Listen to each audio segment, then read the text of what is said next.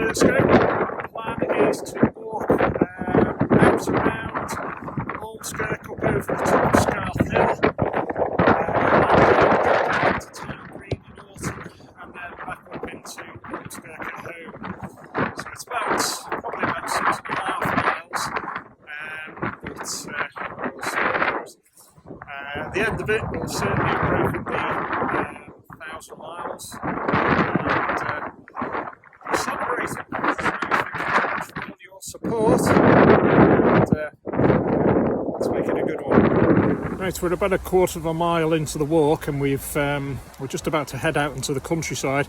But before we do, we're passing some rather lovely blackberry bushes, and it looks like the first fruits are out. And some of these berries are big and very juicy.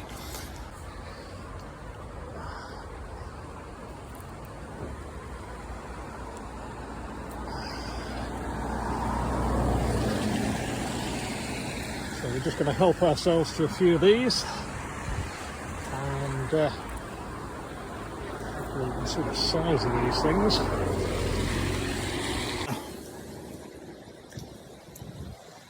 No doubt the recent rain made these things very nice. We just had a little pause there while we collected a little snack, and we're on our way. Just coming up to the railway. This is the Ormskirk to Preston line. Doesn't have very much in the way of rail traffic on it, so we're just going to, not sure whether the trains do actually run on a Sunday, but we're going to check anyway. Always a good idea to make sure there's nothing coming.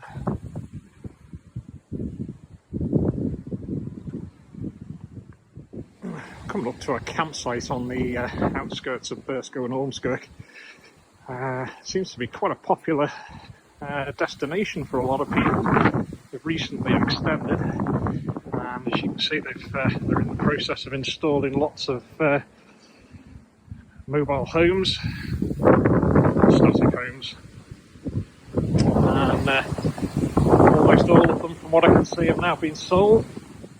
So obviously quite a little popular destination.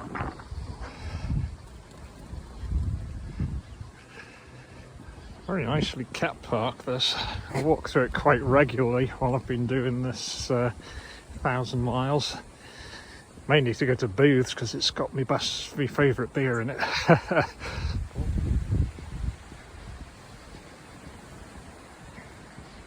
I'm not getting seasick watching this. So that was Abbey Farm, quite a nice little destination. Don't seem to get too many holiday makers, or certainly campsites around here. So it's a bit of a shame because it's a nice area to visit. There's no big hills, but there's plenty of history around here. Well, not terribly far from Latham House, which was famous for a siege during the War of the Roses. Quite a famous siege, with the Royalists hung out for quite a long time before they were starved out by the Roundheads. So, as I say, quite a lot of history. Ormskirk's a town, well, quite a rare building. It's got one of only 3 churches with a tower and a steeple, and it's the only church which has got a tower and a steeple at the same end of the building in the country. So, and that church dates right back to the very earliest Christian times. So, quite a lot of history to see around here. Beautiful countryside. So we're just entering Latham now. We're on the very outskirts of Latham. Latham is one of the larger areas around here. So we're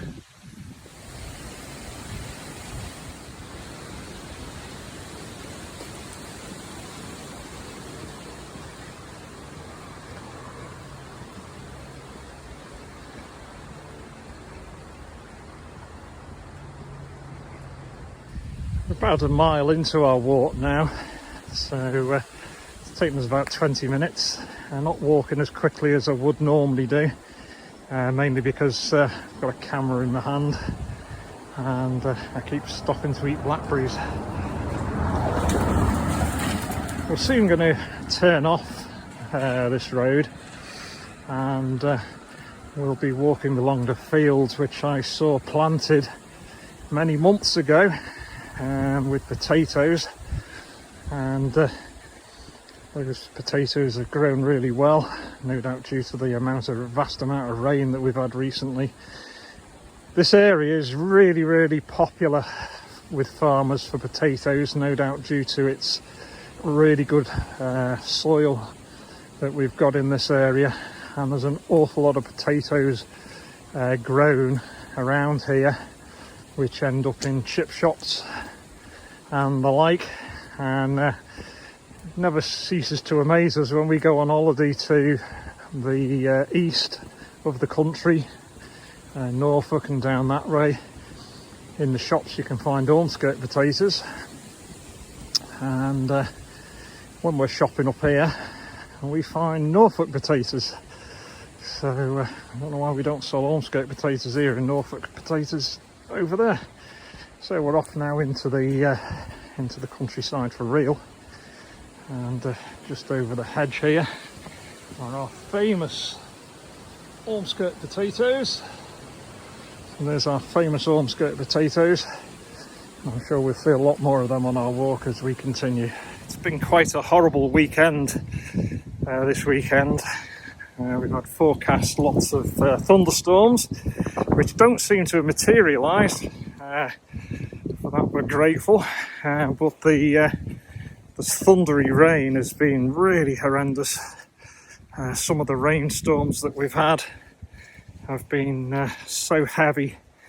We were out walking yesterday and hoping to do a little bit more mileage than we did, but the weather really came in and the waterproofs gave up, unfortunately. Stood up well, but they did give up. So today seems to have been the best day of the weekend so far. Although the wind is, as you can probably hear, the wind is very strong. So we're just going to head up now. This is Ladies Walk, and this is a historic path which links Latham up onto the hill of Ormskirk. You may just be able to see in the distance Ormskirk School. It's got very high pylons with lights on it. Almost looks like a prison, which kind of reflects what I think we've probably thought when I was a kid it was. But that's Ormskirk School. It's a new building, and it's not been up very long. But again, to the right of us, we've got more and more fields of potatoes. And unfortunately, these are looking a little bit. You can probably see that the crop looks a bit yellow, and I guess that might be down to the fact that the rain has been so heavy here for the last few days that a lot of the plants are actually looking very sorry for themselves. As you can see, there's virtually no plants in this field standing upright, obviously due to the severity of the rainfall that we've had. So they're looking very sorry for themselves at the moment. No doubt they'll pick up hopefully during the week, as we're forecast to get better weather throughout the week. So we can only hope that they do recover, because there's a lot of we'd hate to see them go to waste. The major product of this area, agricultural product, is, strange enough, believe it or not, grass. We've got lots and lots of farms around here that grow grass for turf. Again, the quality of the soil produces really good quality turf, and it's become a major product in this area. Some farms are turning to, we'll leave the tarmac path now. We're going to continue up the rough path of Ladies Walk. And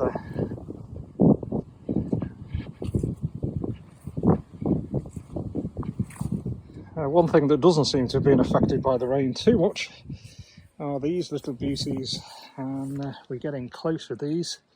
Hopefully we can see some really nice green beans on there, and we've got some of these growing in our garden as well, and can't beat green beans, fresh green beans on your salad.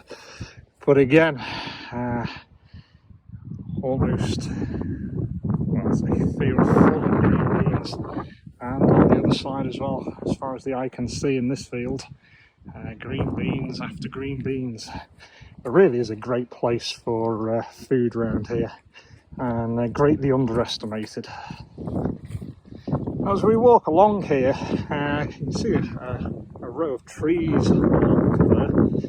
That's the old railway embankment for the Ormskirk to Skelmersdale railway, and the train used to run along there, and the train was known as the Skem Jazzer. Unfortunately, during the beaching cuts, and the line extends far to the right there and heads into Ormskirk, the line was axed as part of the beaching cuts, and that left Skelmersdale, nearby Skelmersdale, which was soon to become a very, very large new town without a railway station. And it's one of the largest towns in the country that doesn't have a rail connection. Now that's soon to be rectified, and they're talking about re-establishing Skelmersdale railway station, a new one, but it won't be coming from Ormskirk this time. Sadly, it will be coming as a branch off the Wigan line, because this line, if we were to go down it for about half a mile, 3/4 of a mile, has been built upon, and further into Skem, the road has been constructed on the bed of the old line. So unfortunately, we can't run a line from Ormskirk to Skelmersdale, which is very sad, because they're the two towns that really should be connected to each other. Instead, we're going to be running a branch line off the Wigan line, and connecting Skelmersdale to Kirby, which isn't a local town. Ormskirk and Skelmersdale are sort of very closely related to each other. That's a bit of a shame. So we're just coming up to what would have been a level crossing on that Skelmersdale to Ormskirk line, and sadly it'll never see traffic again.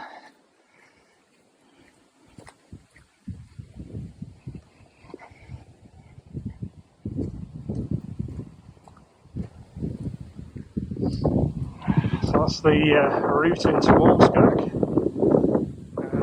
which is available right now today, and the route into Skelmersdale, which is unfortunately blocked by houses about half a mile, 3/4 of a mile down. So we're going to head on up and head towards Crossall Brow, which is the main road out of Ormskirk to Skelmersdale. As we said before, these green beans go on and on and on. So there's more fields of green beans. And just over in the distance there is Ashurst Beacon, which is one of our local hills that sits just behind Skelmersdale. And if we pan over to the left, you can just about see it there in the distance. Parbold Hill, which sits on the other side of the River Douglas from Ashurst Beacon.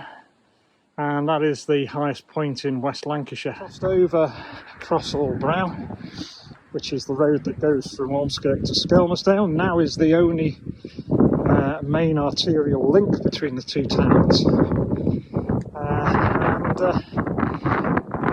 We're moving up to an area called Rough Wood. And Rough Wood is an area of land that was bequeathed to the people of Ormskirk. And within it is a quarry where stone for local buildings was dug out, and it's quite a big quarry, and these days it's a place for recreation, and a very, very quiet and gentle place with lots and lots of natural British trees. So great place to go and bring the dog. Another staple crop for this area are things like wheat and barley, and this is a field of wheat. And I have to thank Jeremy Clarkson and Diddley Squat Farm, because I can now tell that looking at this wheat, there's probably too much moisture in this wheat, and it's a good couple of weeks before this will be anywhere close to being harvested. So I think the farmers will be out dancing for sun to get this lot ripened off. It's also not very tall. It's a lot shorter than you'd normally expect a field of wheat to be. So I think the farmers will be looking for a little bit more sunshine over the next few weeks. Hope they're not disappointed. So we're about 2.25 miles in now. We're just entering rough woods, and you can see it's a very, very tranquil place to come. This is the quarry we were talking about before, and it extends quite a way around the wood, and good quality sandstone.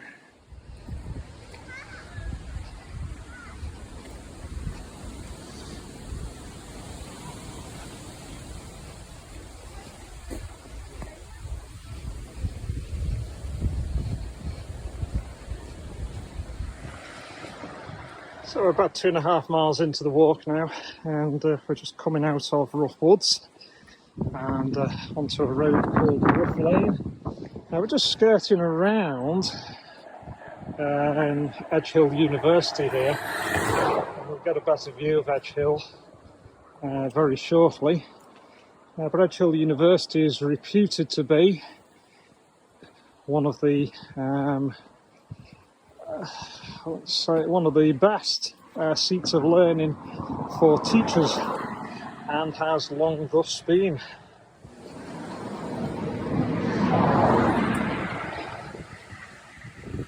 I said before that Latham's a big place, and when we crossed over into, well, when we arrived at the Crossroad Brow, we entered Ormskirk, and now we're leaving Rough Lane, and we're now moving up into Scarth Hill Lane, bordering again Latham. So as we say, big place, Latham. So we're going to walk up Scarth Hill Lane now. This is the eastern boundary of Edge Hill University, and hopefully we'll get a view of some of the land of Edge Hill University shortly. Edge Hill University is a top seat of learning for education in Britain, and we're walking on the wrong side of the road here, so let's cross over and walk on the correct side.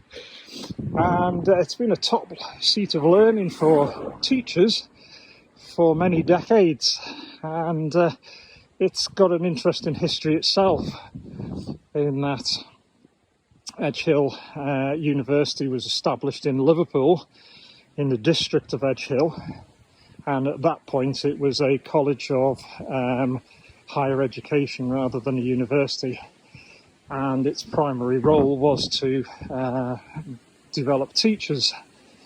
And as World War II loomed, it was decided to move the university to a place of safety, and it arrived here in Ormskirk, where it's been ever since.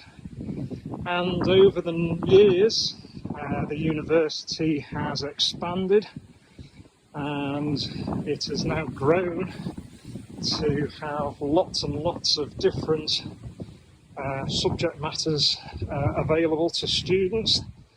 I studied here to do my web design degree. My son studied here to do his music degree. So they've got a very diverse range of courses now,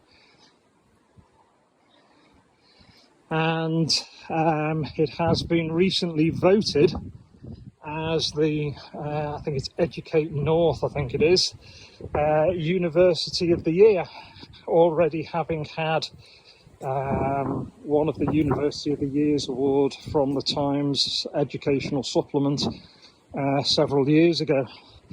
So it is a really top-class university, Edge Hill, and we're very proud to have it in Ormskirk and welcome the students to our town, many of who choose to stay here because of the friendly atmosphere and a great place to live. There's a view of the eastern side of the campus, and as you can see, it's dominated by sports facilities which have recently been opened, and there are lots of facilities which are also available for the people of Ormskirk to use as well. Now, you can't see much of the buildings from here, further down on the western side of the campus, but you can see, you can start to see the sort of facilities this university has as a single campus site. It's pretty good. We're 3 miles in, and we're just approaching St Helens Road. St Helens Road is the one of the main roads out of Ormskirk, leading to St Helens, Wigan, Skelmersdale, and most importantly the M6. Now, one of the things that's going to come into view shortly is another thing that Ormskirk is famous for. So we're just going to navigate the road first. This can be one of the busiest roads in Ormskirk, and one that's been hotly contested, demonstrating the need for a bypass around Ormskirk. But we'll leave that argument for another day. One of the things that we've said Ormskirk was famous for is obviously its vegetables and its agriculture. But another thing that Ormskirk is famous for, what is that? It's a spacecraft looming out of the countryside. No, sadly not. It's a very, very modernistic water tower, and we will get a better view of that in a minute. Ormskirk is very famous for its number of water towers that it had. At one point it had 6 or 7 water towers, and that's primarily because Ormskirk was built on a very large sandstone base.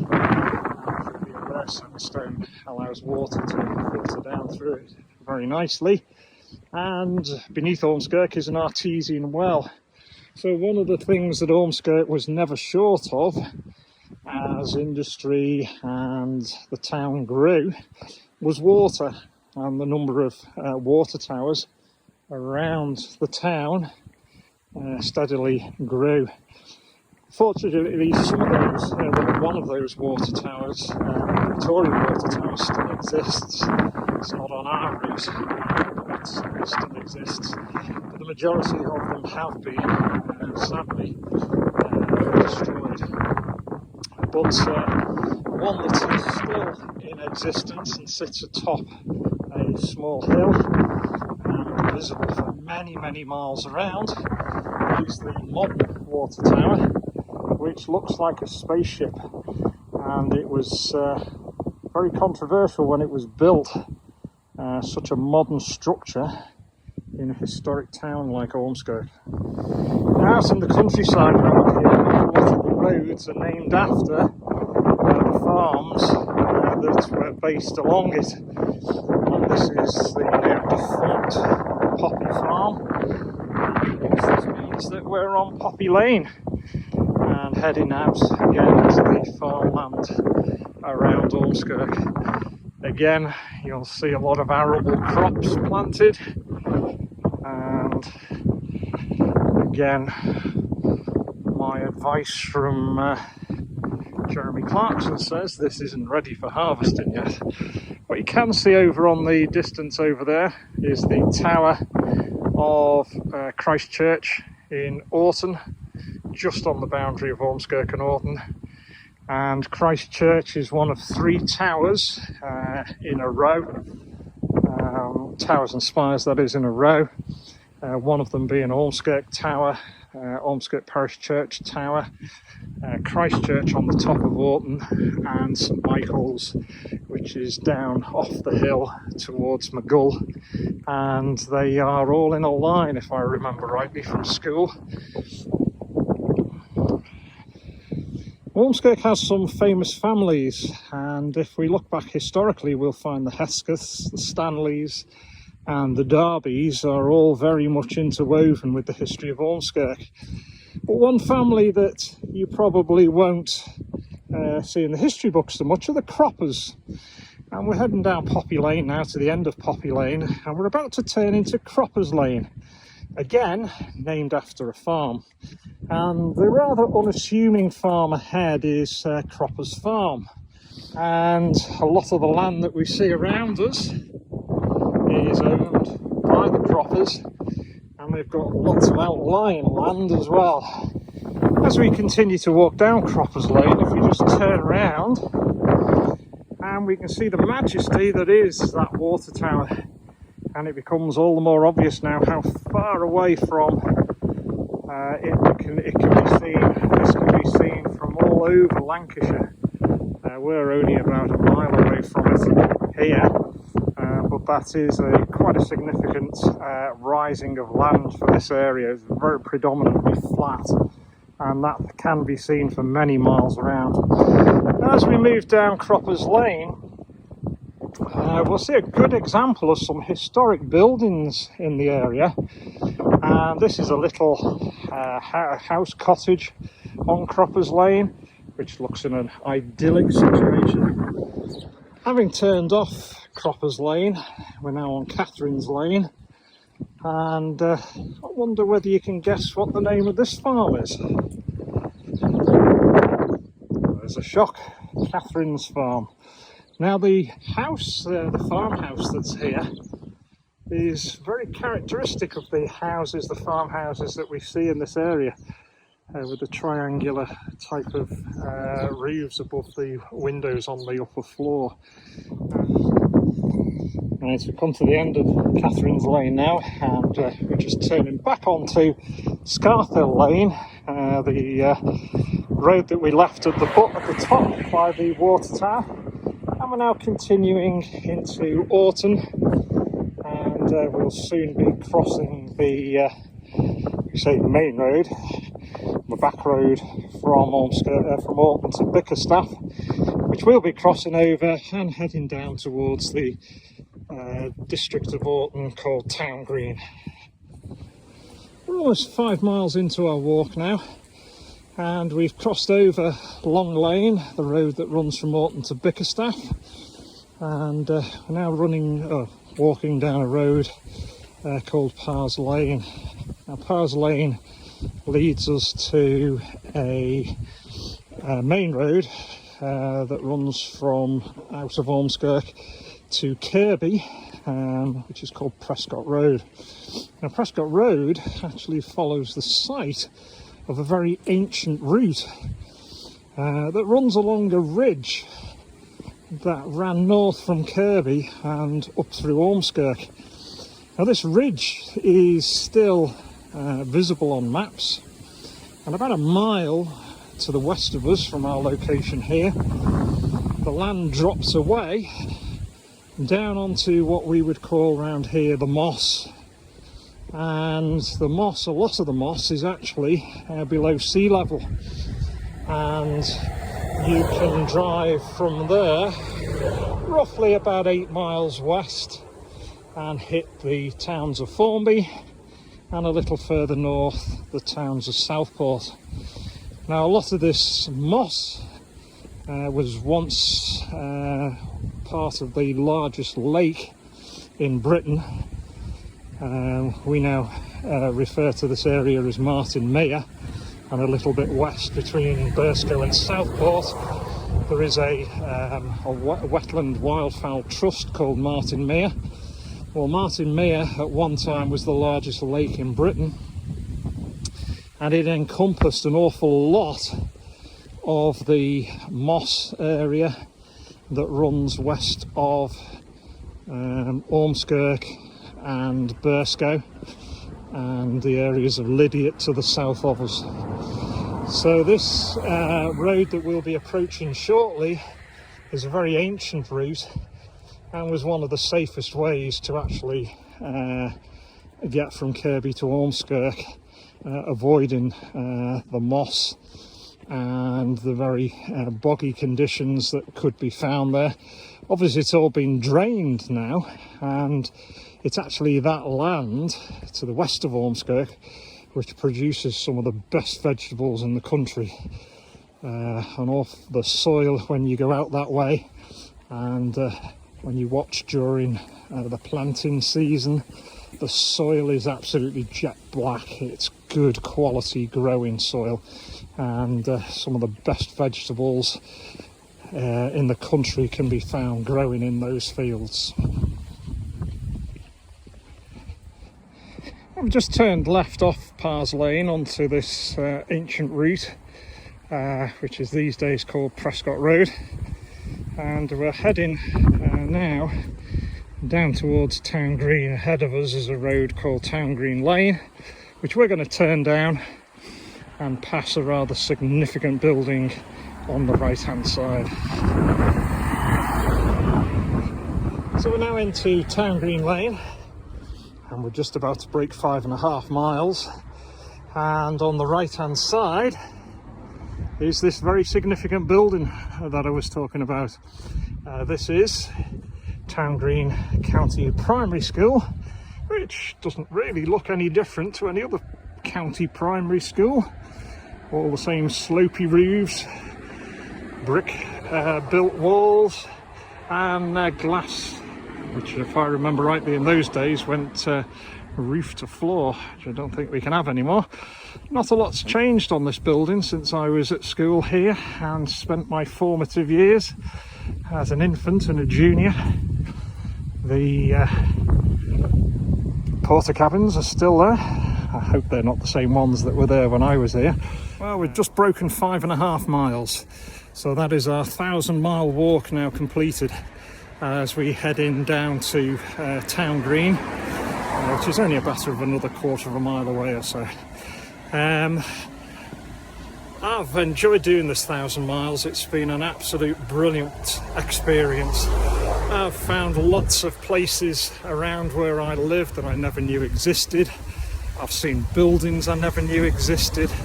I've found roads that I never knew existed. I've found ancient trails. I've found ancient buildings. It's been an absolutely superb opportunity to explore the area that I live in. Not all the miles have been covered around here, but probably the best part of 900 miles plus have. And I'd like to thank Dry Sport for the walking shoes that I purchased in April and that have covered probably the best part of 600 miles and are still going strong.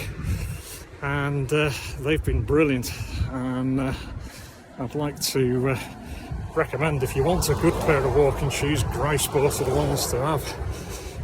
Waterproof and brilliant soles that haven't worn out after 600 miles. Now, what do we do now? Well, the plan was to finish this 1,000 miles around about the middle of July, and of course it's now nearing the middle of August. We're a month late.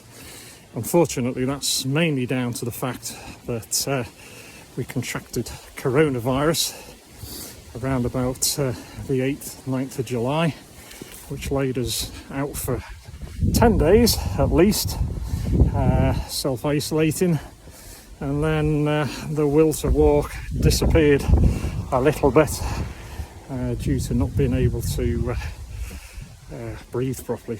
It's a slightly important thing that you need for walking. So we're about a month late and a month behind schedule. Had we completed the walk around about the middle of July, then we'd have been roughly halfway through the year from when I started walking on the 9th of February. 9th of January. Now, the plan was then to see if we could walk 2,000 miles within the year of starting the walk. We're now a month behind schedule, and I feel that it's probably still doable to complete another 1,000 miles. Now that will mean August, September, October, November, December, and a little bit of January, and what's left of this month will it's probably doable. It's 6 months which is what I anticipated we'd have completed the first 1,000 miles. And I didn't think that when we started, but once we got going. So I'm extending the challenge, and the challenge is to complete 2,000 miles by the 9th of January.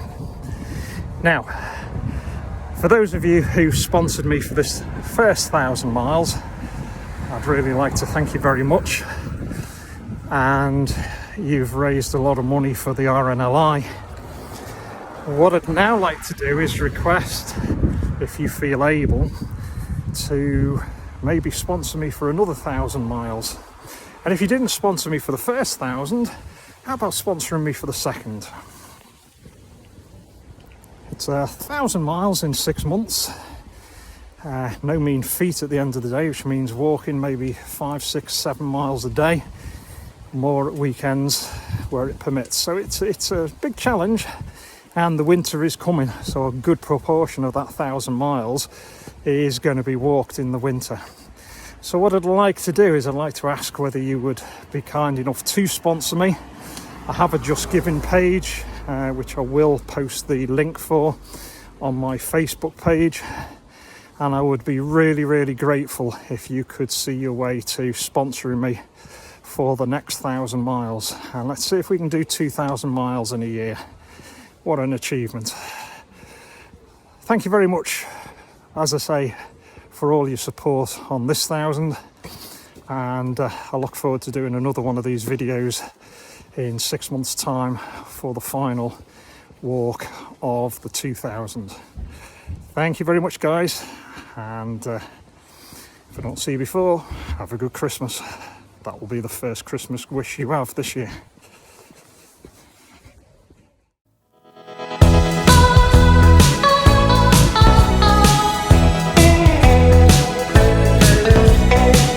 I've took my dog out for a walk. I'm feeling lonely cause no one will talk.